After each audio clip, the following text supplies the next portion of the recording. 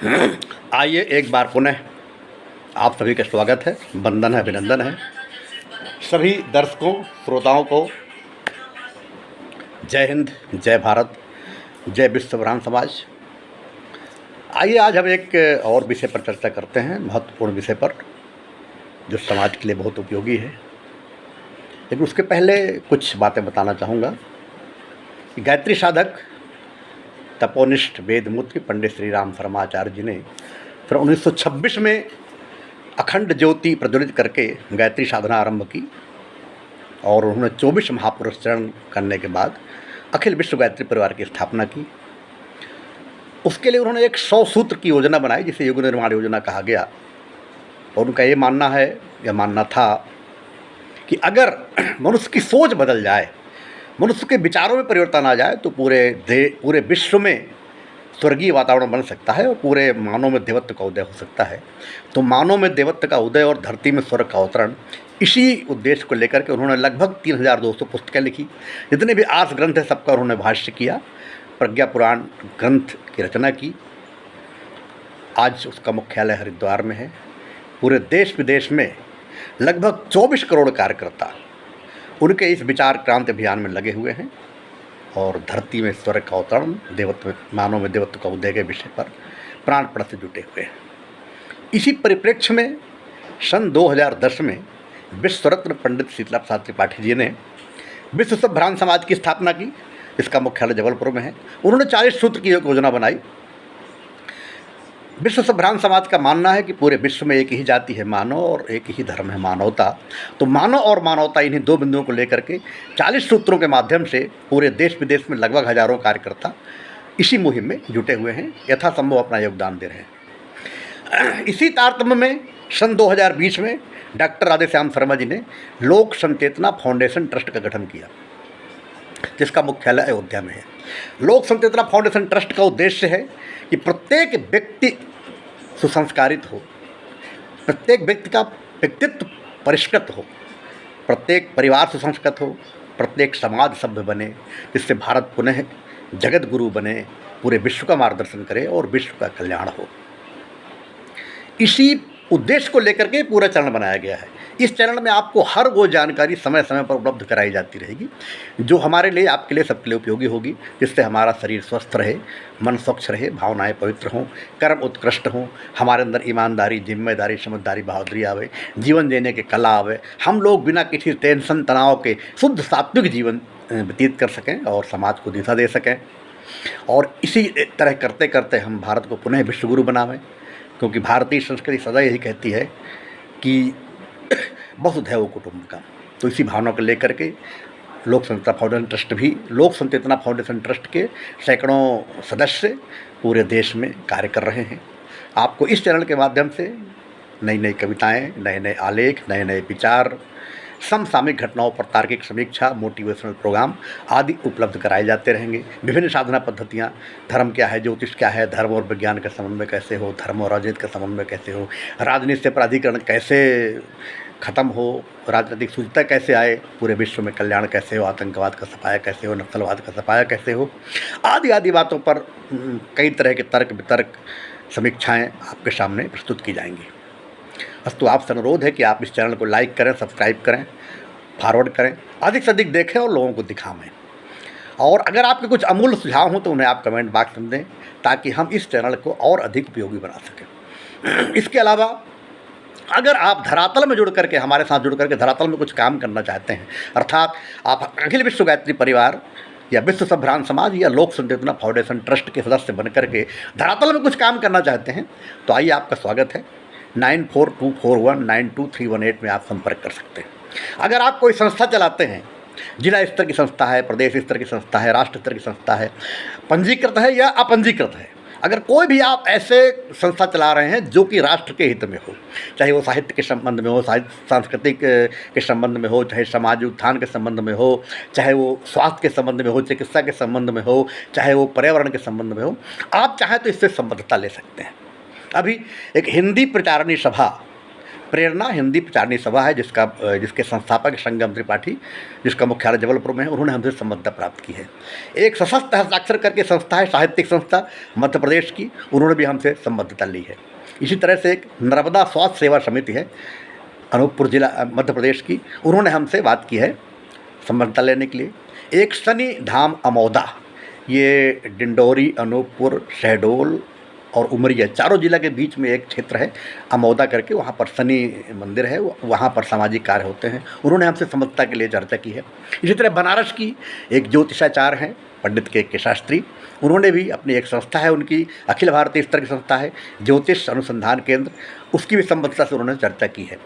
कहने का तात्पर्य है कि व्यक्तिगत रूप से या संस्था के रूप से आप हमारे साथ जुड़ करके और इस भारत के पुनरुत्थान निर्माण में आप योगदान दे सकते हैं। आपका स्वागत है। तो आइए आज के विषय की चर्चा करते हैं। आज का हमारा विषय है विश्व संभ्रांत समाज का बिंदु क्रमांक 18, कुरीति निवारण। पूरे विश्व में, पूरे देश में, हर समाज में, हर संस्कृति में, हर जाति में, हर पंथ में, हर मजहब में बहुत सी ऐसी कुरीतियाँ हैं जिसके कारण हमारा समाज खोखला हो रहा है। तो इन कुरीतियों को दूर करना चाहिए।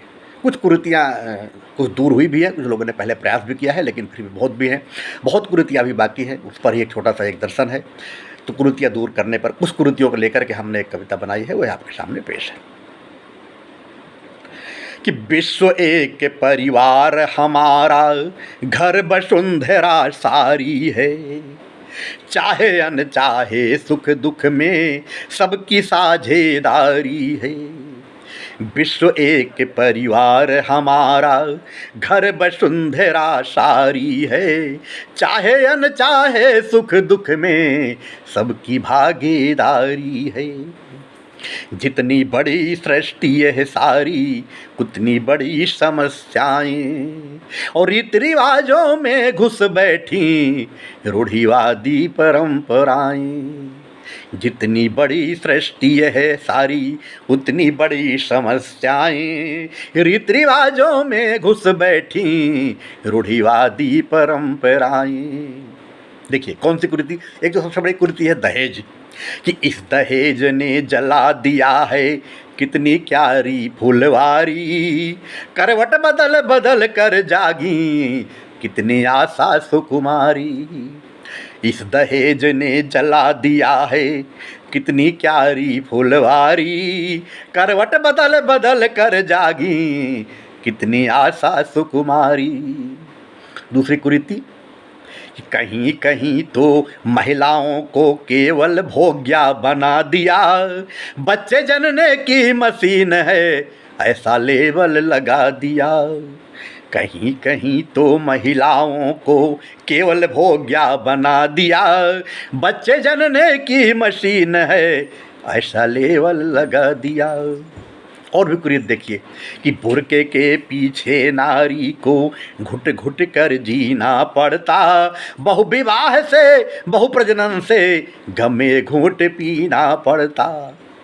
बुर्का, अभी पूरे देश में कुछ दिनों पहले हिजाब पर आंदोलन चला था, तो उसको एक धार्मिक रंग दे करके लोग बाग उसको बढ़ावा दे रहे हैं, जबकि उचित नहीं है। ये भगवान ने ऐसा किसी को मुँह छिपाने के लिए नहीं बनाया हुआ है। समय समय पर पर्दा प्रथा जरूरी है, एक आड़ करना जरूरी है, लेकिन हर हमेशा बुर्के के पीछे में रहना यह कहीं उचित नहीं है। ये भी एक कुरीति है, लोगों को समझना चाहिए। और बहुविवाह, मैंने एक साथ 4-4 विवाह करना, बहुप्रजनन, 10-10, 20-20 बच्चे पैदा करना, ये सब कुरीतियों के अंतर्गत ही आता है।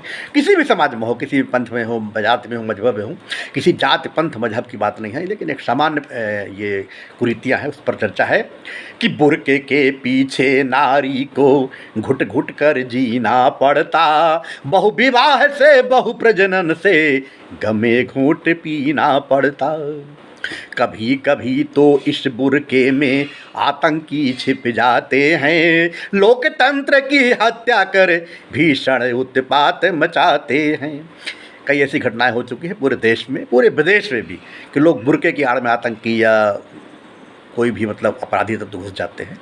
इसलिए ये कुरीति है, इसको दूर होना चाहिए कि कभी कभी तो इस बुर्के में आतंकी छिप जाते हैं, लोकतंत्र की हत्या कर भीषण उत्पात मचाते हैं। पर्दे ने भी कुछ सीमा तक बांध दिया है नारी को, क्षमता प्रतिभा दरकिनार कर कुंठित किया बिचारी को। पर्दा प्रथा, अनावश्यक रूप से पर्दा प्रथा भी ये एक कुरीति है, इस पर अंकुश लगना चाहिए कि पर्दे ने भी कुछ सीमा तक बांध दिया है नारी को, क्षमता प्रतिभा दरकिनार कर कुंठित किया बिचारी को। और भी कुरीतियाँ हैं कि 3 तलाक हलाला जैसी क्रूर प्रथाएं प्रचलित हैं, प्रगतिशील कहलाने वाली दुनिया इससे विचलित है। 3 तलाक, सिर्फ मौखिक रूप से 3 बार तलाक देना ये अच्छी बात नहीं है। एक कानूनी प्रक्रिया, एक सामाजिक प्रक्रिया होनी चाहिए। तलाक लेना सबका अधिकार है, लेकिन उसका एक प्रक्रिया होनी चाहिए और दोनों को बराबर अधिकार होना चाहिए, महिला को भी पुरुष की। हलाला ये भी एक अच्छी चीज़ नहीं है कि ज़बरदस्ती किसी के साथ किसी महिला को यौन संबंध बनाने के लिए मजबूर किया जाए। ये एक कुरीति है जिसे बुद्धिजीवियों को समझना चाहिए। भले ही कुछ कम पढ़े लिखे हो या कट्टरपंथी लोग ना समझें, लेकिन आम जन को इसे समझना चाहिए कि 3 तलाक हलाला जैसी क्रूर प्रथाएं प्रचलित हैं, प्रगतिशील कहलाने वाली दुनिया इससे विचलित है। छुआछूत और ऊंच नीच की कुछ घटनाएं मिलती हैं, बाल विवाह देवदासी की झलक अभी भी दिखती है। छुआछूत, ऊंच नीच, जाति पात का भेदभाव, बाल विवाह, देवदासी प्रथा, ये आज भी कहीं कहीं है। यद्यपि इनका खात्मा हो चुका है, कानूनी रूप से ये पूरी तरह बैन है, लेकिन फिर भी कहीं कहीं देखने को मिलती हैं। ये कुरीति बैन का दूर होना जरूरी है कि छुआछूत और ऊंचे नीच की कुछ घटनाएं मिलती हैं, बाल विवाह देवदासी की झलक अभी भी दिखती है। स्वार्थ सिद्ध के लिए बिचारे पशु की बलि चढ़ाते हैं, मार काट कर जीवों को त्योहार जश्न मनाते हैं। कुछ लोग धर्म के नाम पर बलि प्रथा, पशुओं की बलि चढ़ाते हैं, पशुओं को काट करके त्यौहार मनाते हैं। देखिए, किसी भी जीव की हत्या करना कोई भी त्यौहार का अंग नहीं हो सकता है। सभी जीव उस परम ब्रह्म परमेश्वर के ही बनाए हुए हैं, जिन्होंने हमको बनाया है, उसने जीवों को बनाया है। अब तो इनकी रक्षा का भार हमारे ऊपर है, लेकिन हम बजाय इनकी रक्षा करने के इनके भक्षक बन गए हैं। तो जीव हत्या किसी भी रूप में हो, चाहे वो धार्मिक आडंबर के रूप में हो, चाहे धर्म की आड़ में हो, चाहे सामान्य रूप से हो, ये बंद होनी चाहिए। ये उचित नहीं है, कुरीति है कि स्वार्थ सिद्ध के लिए बिचारे पशु की बलि चढ़ाते हैं, मार काट कर जीवों को त्योहार जश्न मनाते हैं। मृत्यु भोज भी कहीं कहीं पर दुष्प्रभाव दिखलाता है, बेबस लाचारों के ऊपर बोझ कर्ज का आता है। मृत्यु भोज एक सनातन संस्कार है कि मरने के बाद तर्पण के लिए कुछ श्राद्ध कर्म किए जाते हैं, उन्हें मृत्यु भोज के बाद के कर्म कहते हैं। ये श्रद्धा के साथ होना चाहिए, जिसकी जितनी हैसियत हो उस हिसाब, सामर्थ्य के हिसाब से श्रद्धा के साथ करना चाहिए। लेकिन आजकल इसमें बहुत बड़ा आडंबर हो गया है, लोग बाग बहुत हर्षोल्लास से मनाते हैं, बहुत पैसा खर्च करते हैं, धूमधाम से खर्च करते हैं, जैसे कोई उत्सव मना रहे हो। तो इस पर अंकुश लगना जरूरी है। जिनके पास कम है वो कम करें, ज़्यादा है वो भी कम करें, उसके बंदे कोई और भी परोपकार के काम कर सकते हैं मृतक आत्मा की शांति के लिए। लेकिन मृत्यु भोज को सीमित रूप से करना चाहिए, श्रद्धा के साथ करना चाहिए। कि मृत्यु भोज भी कहीं कहीं पर दुष्प्रभाव दिखलाता है, बेबस लाचारों के ऊपर बोझ कर्ज का आता है। खर्चीली शादियां मनुज को बेईमान बनाती हैं, आग लगाने को पैसों में भ्रष्टाचार कराती हैं। खर्चीली शादियां, आजकल शादियों में बहुत ज़्यादा खर्च करने का एक चलन चल जाएगा है। कोई भी व्यक्ति चाहे गरीब हो चाहे अमीर हो, देखा देखी जो है वो करोड़ों रुपए शादी में फूंक देते हैं। तो ये अनावश्यक खर्च जो है इस पर अंकुश लगना चाहिए। ये अनुपयुक्त खर्च है, इस पर खर्च करके उपयुक्त खर्चों में काम करना चाहिए। अस्तु, इस पर ये भी कुरीति है, इस पर अंकुश लगना जरूरी है कि खर्चीली शादियां मनुज को बेईमान बनाती हैं, आग लगाने को पैसों में भ्रष्टाचार कराती हैं। भिक्षाटन व्यवसाय बन गया भागे हुए आलसियों का, ठगों काम चोरों ने छीना हक असहाय साथियों का। कुछ किसी कारणवश बेचारे दिव्यांग हैं, विकलांग हैं, जन्मजात अपंग हैं, या किसी एक्सीडेंट के कारण, दुर्घटना के कारण अपंग हो जाते हैं, या बिल्कुल असहाय हैं, चल फिर नहीं सकते, उनके लिए कुछ भिक्षा एक रूप से समाज की तरफ से दिया जाने वाला है कि एक संरक्षण है कि समाज उन्हें संरक्षण देता है भिक्षा के रूप में, चलिए इनकी रोजी रोटी चलती रहे, इनका भी जीवन उदर पोषण हो, इनका भी जीवन यापन हो। लेकिन आज कुछ आलसी लोग जो हैं, या कुछ ठग लोग, या कुछ लोग जो हैं बच्चों से भीख मंगवाते हैं, बच्चों को तोड़ उनके आँख या उनको अपंग बना देते हैं, उनसे भिक्षा मंगवाते हैं, यानी भिक्षा को व्यवसाय बना लिया है कुछ लोगों ने। इस पर अंकुश लगना बहुत ज़रूरी है कि भिक्षाटन व्यवसाय बन गया भागे हुए आलसियों का, ठगों काम चोरों ने छीना हक असहाय साथियों का। फैशन ने भी काफ़ी हद तक अपना असर दिखाया है, सिकुड़ सिकुड़ कर घटता कपड़ा आधे तन तक आया है। फैशन, देखिए फैशन करना, अपने कपड़े पहनना, अच्छे कपड़े पहनना, अच्छी साज-बाज करना, साज श्रृंगार करना, ये कहीं मना ही नहीं है।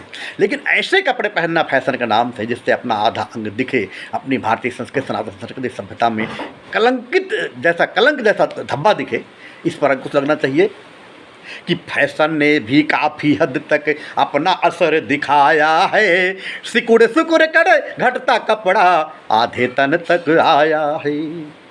मदिरा मांस तामसी भोजन से महफिलें सजाते हैं, भजन कीर्तन करते करते गांजा भांग चढ़ाते हैं। आजकल महफिलों में, विशेषकर पार्टियों में अधिकांश मदिरा और मांस का प्रयोग किया जाता है। ये कुरीति है, ये हमारी सनातन परंपरा नहीं है, नहीं ये मानव होने के लाने ये उचित है कि मांस मदिरा का सेवन करें, नशे का सेवन करें। अब तो जहाँ भजन कीर्तन होता है वहाँ भी लोग गांजा पीते हैं, गांजा चढ़ाते, बोलते हैं चढ़े हुक्क तब बिसरे दुख, शंकर जी का प्रसाद मान करके गांजा भांग चढ़ाते हैं। ये उचित नहीं है। शंकर जी को गांजा भांग चढ़ाने का सिर्फ यही उद्देश्य है, यही मतलब है कि इसके जो शुभ तत्व हों, यानी औषधीय गुण हों, उनका उपयोग मानव करे, लेकिन जो उसके रौद्र रूप है, यानी उसके नशे की लत है, उसका मानव दुरुपयोग करे, भगवान को समर्पित कर दे, भगवान को छोड़ दे। भगवान के सामने चढ़ाने का मतलब कि हमने इसको भगवान को अर्पित कर दिया, हम इसका सेवन नहीं करेंगे। तो इसलिए ये कुरीति पर अंकुश लगना बहुत ज़रूरी है कि मदिरा मांस तामसी भोजन से महफिलें सजाते हैं, भजन कीर्तन करते करते गांजा भांग चढ़ाते हैं। देखा देखी बहुत लोग अब आभूषण बनवाते हैं, आत्म प्रदर्शन के लिप्सा में भारी क्षति उठाते हैं। आभूषण ये भी एक आज बहुत बड़ी विडंबना है, बहुत बड़ी समाज की कमजोरी है कि लोग देखा देखी अपनी हैसियत से ज़्यादा गहने बनाते हैं लोगों को देख करके, जिससे वो कर्ज में डूब जाते हैं। आभूषण जिनके पास है, आभूषण पहनना चाहिए, आभूषण एक गहना है, लेकिन अपने सामर्थ्य के हिसाब से। देखा दुखी या कुरीत के रूप में उसे नहीं अपनाना चाहिए कि देखा देखी बहुत लोग अब आभूषण बनवाते हैं, आत्म प्रदर्शन की लिप्सा में भारी क्षति उठाते हैं। विधवाओं को पुनर्वास करने का हक क्या नहीं मिले, मुरझाई डाली को खिलने का अवसर क्या नहीं मिले। कुछ लोग विधवा विवाह का विरोध करते हैं, इसे शास्त्र के विरुद्ध बताते हैं, शास्त्रों के बड़े बड़े उदाहरण भी देते हैं कि विधवा विवाह शास्त्र में वर्जित है, जबकि ऐसा नहीं है। कुछ जगह शास्त्रों में इसकी अनुमति दी है, लेकिन अगर कहीं कहीं मान लो वर्जित भी किया है तो ऐसी जगह वर्जित किया है जैसे कि कोई विधवा बहुत उम्र दराज हो, उसके बच्चे हों, उसके बाकायदे परवरिश या बच्चों के देख रहा कि कोई दूसरा जवाबदार ना हो, ऐसी स्थिति में। लेकिन अगर मान लो ये सब चीज़ें परिस्थितियाँ अनुकूल हैं, कोई युवावस्था में कोई युवती विधवा हो जाती है तो उसे पुनर्विवाह करना चाहिए, उसे दाम्पत्य सुख और माता सुख से वंचित नहीं करना चाहिए। ये शास्त्र सम्मत भी है, उचित भी है, और इस पर अंकुश लगना चाहिए, माना इसे पूरी तरह समाज में मान्यता मिलनी चाहिए कि विधवाओं को पुनर्वास करने का हक क्या नहीं मिले, मुरझाई डाली को खिलने का अवसर क्या नहीं मिले। और अनेकों हैं कुरीतियाँ जिनने कहर ढहाया है, मानवता के रिश्ते नातों को विषयुक्त बनाया है। ये तो संक्षिप्त कुछ कुरीतियाँ मैंने आपको दर्शाई, इसके अलावा सैकड़ों ऐसी कुरीतियाँ हैं विभिन्न समाज में, विभिन्न पंथों में, विभिन्न मजहबों में। तो उनको भी दूर करना चाहिए। उसी समाज के बुद्धिजीवी इस पर आगे आवें और विचार करें और उसे दूर करने का प्रयास करें। यही हमारे विश्व भ्रात समाज का कहना है कि और अनेकों हैं कुरीतियाँ जिनने कहर ढहाया है, मानवता के रिश्ते नातों को विषयुक्त बनाया है। तो आओ सब मिल करें प्रतिज्ञा, अब कुछ कर दिखलाएंगे, जो कुरीतियाँ व्याप्त जगत में उनकी जड़ें मिटाएंगे। आओ सब मिल करें प्रतिज्ञा, अब कुछ कर दिखलाएंगे, जो कुरीतियाँ व्याप्त जगत में उनकी जड़ें मिटाएंगे। तो आशा है कि आप इस पर विचार करेंगे और जितनी भी कुरीतियाँ हैं, इसके अलावा भी बहुत सी कुरीतियाँ हमारे समाज में व्याप्त हैं, उनको दूर करने के लिए हम और आप सब मिलकर के प्राणपण से प्रयास करेंगे, ताकि हमारा समाज जो है एक आदर्श समाज बने, विश्व संभ्रांत समाज माने संभ्रांत बने, पूरा विश्व का समाज संभ्रांत हो जाए। यही भावना के साथ ये कविता लिखी गई है। आशा है आपको पसंद आई होगी और आप इस पर विचार करेंगे। एक बार पुनः मेरा यही अनुरोध है कि आप इस चैनल को लाइक करें, सब्सक्राइब करें और अधिक से अधिक लोगों को दिखाएं, देखें। और इसके अलावा अगर आप हमारे साथ मुहिम में जुड़ करके और भारत को पुनः विश्व गुरु बनाने में अपना योगदान देना चाहते हैं तो आप 9424192318 में संपर्क कर सकते हैं। अगर व्यक्तिगत रूप से या संस्था के रूप में कोई संस्था आप चलाते हैं, उसे भी आप हमारे साथ संबद्ध कर सकते हैं और इस मुहिम में भागीदार बन सकते हैं। बहुत बहुत धन्यवाद। जय हिंद, जय भारत, जय विश्व भ्रांत समाज।